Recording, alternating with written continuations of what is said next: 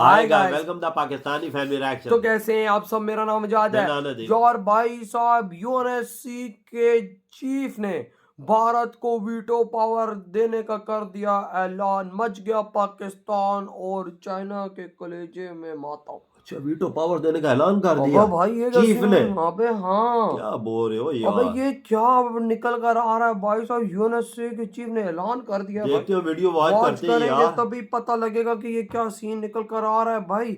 भारत को अब वैसे भी यूनाइटेड नेशन में अब इज्जत से बुला के उसको ताज पहनाया जाएगा। ये टाइम आ चुका है। तो वॉच करते कौन करते start. You proposed that the UK should actually give up its place on the UN Security Council for India. UNSC, United Nations Security Council के ex president and x permanent जो chief बनते हैं, उन्होंने UK को अपनी permanent seat veto का right India को दे देना चाहिए। Only way to make the United Nations work is to make sure that all the great powers of the day have a vested interest in the UN. India is the third most powerful country in the world after United States and China. And Great Britain is no longer great. America is the future of India. America के साथ ताल्लुकात, America is going to remain the top 3 country for the next 100-200 years. ये तो सारे के सारे forecast. अगर आप वो फोरकास्ट मानते हैं जो प्रेडिक्ट कर रहे हैं कि India will one day become the second biggest economy, तो वो फोरकास्ट ये भी कहते हैं कि India US will remain the third biggest. एक तो ये कि यूएनएससी को, यूनाइटेड नेशंस को और सबको सर जोड़ के बैठ के सोचना पड़ेगा और ये करना पड़ेगा कि या तो मेंबर बढ़ा दें, इंक्रीज करें और इंडिया को इंडक्ट करें उसके अंदर, और या फिर दूसरा तरीका ये है कि वो किसी एक कंट्री को हटाकर इंडिया को बनाएं। आपके कंट्री के अंदर केजरीवाल पैदा क्यों नहीं होगा? आपके कंट्री के अंदर मोदी क्यों नहीं पैदा हो रहा? ये बहुत बड़ा सवाल है निशान। उन दोनों चीजों में क्या है? नेशनलिज्म है। नेशनलिज्म सर्व करने की ख्वाहिश है। यूके के बंदे ने क्या बोला है? नमस्कार दोस्तों, दिन पर दिन भारत का रुतबा बढ़ता जा रहा है, जहां पर दुनिया भर में मांग उठ रही है कि भारत को यूनाइटेड नेशन सिक्योरिटी काउंसिल में परमानेंट सीट दे दिया जाए। जिस तरह से भारत का रुतबा पूरी दुनिया भर में बढ़ रहा है और दुनिया भर के काफ़ी सारे लोग ये भी सोच रहे हैं कि अगर भारत को सिक्योरिटी काउंसिल में परमानेंट सीट मिल जाए तो भारत काफ़ी सारे चेंजेस कर सकता है और दुनिया भर में पीस भी लेके आ सकता है। इसलिए रिसेंटली यूनाइटेड नेशन के एक्स चीफ ने प्रस्ताव रखा है कि यूके को अपनी परमानेंट सीट भारत को दे देनी चाहिए, क्योंकि यूके वैसे भी अपने परमानेंट सीट का इस्तेमाल नहीं कर पा रहा है और वहीं दूसरी तरफ भारत का बढ़ता हुआ पावर पूरी दुनिया भर में अब दुनिया को मजबूर कर रहा है कि भारत को परमानेंट मेंबर बना दिया जाए। वहीं दूसरी तरफ यूके दिन पर दिन हमें डाउनग्रेड होता हुआ दिखाई दे रहा है इकोनॉमिकली और पॉलिटिकली भी। तो चलिए इसी पर आगे पाकिस्तानी मीडिया का रिएक्शन देखते हैं। अगर आप भी सहमत है कि भारत को जल्द से जल्द यूनाइटेड नेशन सिक्योरिटी काउंसिल में परमानेंट सीट मिले तो आप भी कमेंट में अपना विचार दें और जय हिंद जरूर लिखें। वो है किशोर महबूबनी। अब किशोर महबूबनी को जब आप देखते हैं तो परमानेंट रिप्रेजेंटेटिव के तौर पर वो रह चुके हैं यूनाइटेड नेशंस में बिटवीन 1984 एंड 1989। फिर इसके अलावा वो 1984 से 1998 से 2004 तक भी रहे और president of the United nation security council वो बिटवीन 2001 एंड 2002 रहे। तो यूनाइटेड नेशन सिक्योरिटी काउंसिल का अगर एक्स प्रेसिडेंट आपको ये कहता है दुनिया के सामने कि इंडिया इस वक्त बहुत ज़्यादा हकदार है सिक्योरिटी काउंसिल की परमानेंट सीट का, और यहाँ तक कि यूके को ये चाहिए कि वो अपनी सीट ऑफर कर दे इंडिया को, तो ये एक बड़ी खबर है।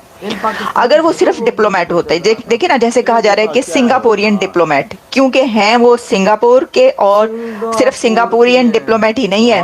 अगर मैं आपको कुछ और उनकी हिस्ट्री बताऊं, क्योंकि अगर ये बात कही जाए या कही जा रही है कि देखें वो बीइंग अ हिंदू, वो ये बात कर रहे हैं कि एक हिंदू होने के नाते उन्होंने इंडिया को प्रेफर किया है या इंडिया को सपोर्ट किया है, और साथ में एक और चीज़ भी, और वो ये है कि वो सिंधी भी हैं। एग्जैक्टली जब पार्टीशन हुई थी तो उनकी फैमिली सिंध से थी और सिंधी डिस्प्लेस्ड फैमिली जो है वो कही जाती है उनकी, तो उन्होंने जो है ये बात की है। वो सिंगापुर में ही बॉर्न हुए to Sindhi speaking Hindu family who were displaced from Sindh province during the partition of India. तो कहीं ना कहीं से ताल्लुक पाकिस्तान से भी जाके जुड़ जाता है, लेकिन बात यह है कि हम ये नहीं कह सकते कि जी वो हिंदू हैं इस वजह से उन्होंने सपोर्ट किया इंडिया को, या फिर वो क्योंकि पार्टीशन में जो है उससे पहले उनकी फैमिली वहाँ पर थी तो इस वजह से उनका कहीं ना कहीं से उस एरिया से, तो इसलिए उन्होंने इंडिया को सपोर्ट किया है। ये हम उस वक्त कह सकते थे या कोई कि अगर इंडिया की इस वक्त जो हैसियत है वो ना होती, इंडिया का इस वक्त जो स्टेटस है दुनिया में वो अगर ये ना होता, इससे नीचे होता और इंडिया इस काबिल ना होता कि वो यूएनएससी की सीट के लिए जो है उसको कहा जाता, तो फिर तो हम ये कह सकते थे देखें ये तो इंडिया का कोई है ही नहीं, इसमें तो ऐसे ही इन्होंने मुंह उठा के ये बात कह दी, ये तो क्योंकि ये हिंदू हैं या ये इनका ताल्लुक इनकी फैमिली का वहां से है बैकग्राउंड, तो इसलिए इन्होंने बात कह दी।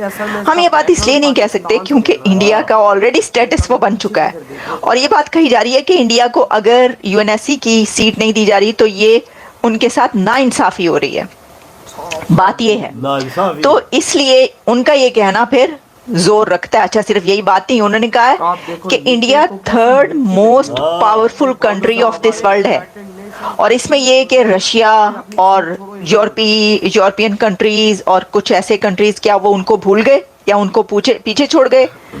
तो मसला ये है कि जब हम रशिया को देखते हैं तो वहां पर जो है वो जंग लगी हुई है, तो ऐसा कंट्री जहां पर जंग लगी हो उसका वो स्टेटस नहीं रहता।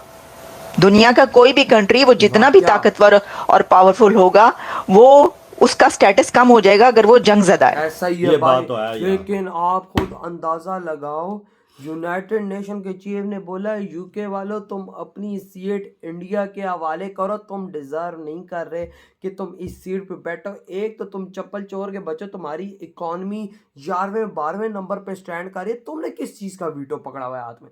बात तो सही है वजह भाई यार इसको हटाओ, ये भाई साहब वही ना, इसने सीधा सीधा बोला है इसको हटाओ। मतलब यूनाइटेड नेशन का एक चीफ, और भाई अगर सिंगापुर से वो बिलोंग करता है तो उसकी पिछला बैकग्राउंड अगर देखा उसकी फैमिली बिलोंग करी है सिंध से, तो समझो अब वो एक किस्म का है पाकिस्तानी। तो खुद सोचो कि भाई साहब एज अ पाकिस्तानी भी वो बात कर रहा है, देख लो पाकिस्तानी है तुम्हारे, मतलब कि तुम्हारे एरिया का ही बंदा है, तुम्हारे एरिया से फैमिली निकली है, तो समझो खून तो शुरू का तो हिंदुस्तानी है, वो तो हमारा भी हिंदुस्तानी है, लेकिन अगर बात की जाए तो वो पाकिस्तानी है। बिल्कुल सही बात तो सही है भाई साहब, लेकिन उसने देखो बोल दिया कि भाई साहब तुम्हारी औकात ही नहीं है यूके वालों, इंडिया को चुपचाप यार वजह ये बोला है कि इंडिया को वीटो ना देना बहुत बड़ी नाइंसाफी है। भाई साहब वही ना कहता है इंडिया इस टाइम अमेरिका के बाद दूसरी सबसे बड़ी महाशक्ति है। आप अंदाजा लगा ना, इंडिया का बड़ी बात उसने कर दी, यूनाइटेड नेशन का चीफ ऐसे बोले तो कि भाई इस टाइम अमेरिका से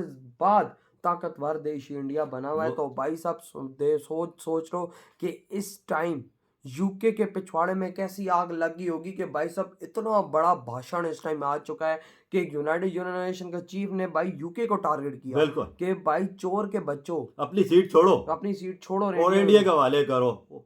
इंडिया वजह अगर इंडिया बन गया ना तो यकीन कर पीस, अमन और शांति के अलावा कुछ भी नहीं। देखो मैं कहता हूँ यूनाइटेड नेशन इंडिया के बगैर कुछ नहीं है, बिल्कुल। कोई यूनाइटेड नेशन में एक बंदा भी नहीं है जो किसी देश की बात सुनता है। इंडिया आ गया ना, सारे देश इंडिया के आगे झुकेंगे और इंडिया को सलाम ठोकेंगे। तभी तो बड़े बड़े देशों की फट रही है कि इंडिया को अंदर हमने आने नहीं देना, लेकिन अब बड़े बड़े लोग, बड़ी बड़ी पावर्स अब बोल रही हैं कि भाई साहब अब इंडिया को तुम्हारा बाप भी नहीं रोक सकता यूनाइटेड नेशन। वो दुनिया में मोदी जी का कमाल देख रहे हैं ना, रशिया और यूक्रेन की जंग के वार रुकवाने में कौन गया जंग के इलाके में? कोई माई का बच्चा, शेर का बच्चा गया? इंडिया गया हो यार, यूनाइटेड नेशन गया उसने बोला कभी?